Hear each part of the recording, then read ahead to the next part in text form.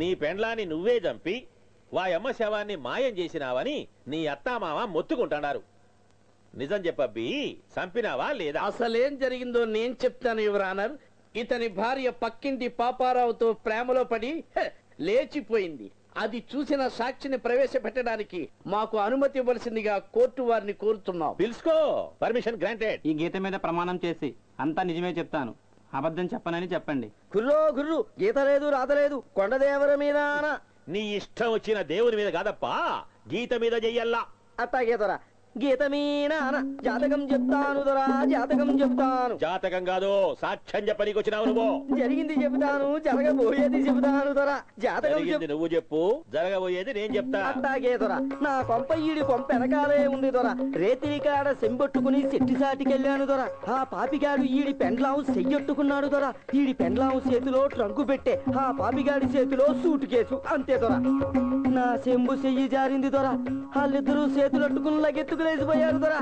నా సెంబు సొట్టడింది, ఈడి కాపురం బొక్కడింది దొరా. గుర్రో గుర్రు. That's all your honour. ఏం సాయి కుమారు, నీకేమైనా అబ్జెక్షన్ ఉండదా?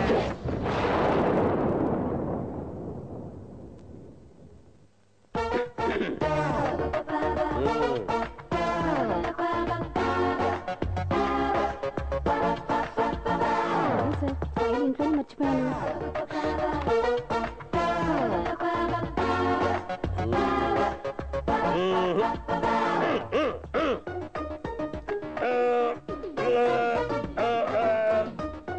పండక్కి బట్టలు పెట్టలేదని పెండ్లంతో కొట్లాడినాడా?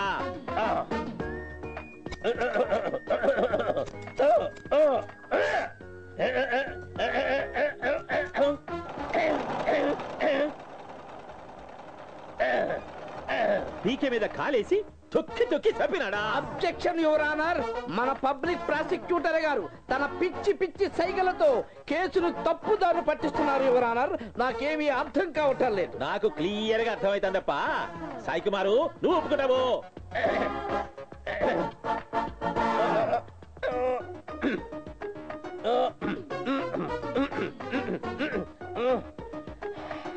శవాన్ని సంచిలో వేసి కుట్టేసినాడా?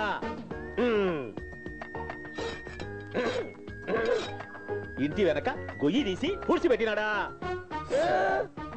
ఐపీసీ సెక్షన్ 53 ప్రకారము ఈ ముద్దాయికి ఉరి శిక్ష విధించాలనా? నన్ను క్షమించండి సార్, కావాలని నా భార్యను నేను హత్య చేయలేదు సార్.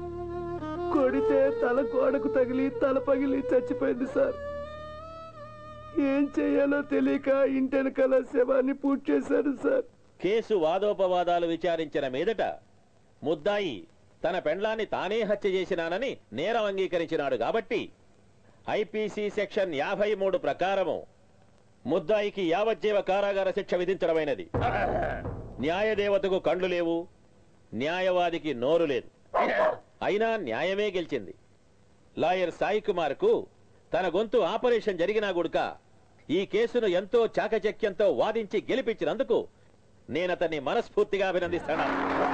ఆపరేషన్ జరిగినా గుడుక ఈ కేసును ఎంతో చాకచక్యంతో వాదించి గెలిపించినందుకు నేనతన్ని మనస్ఫూర్తిగా అభినందిస్తాను.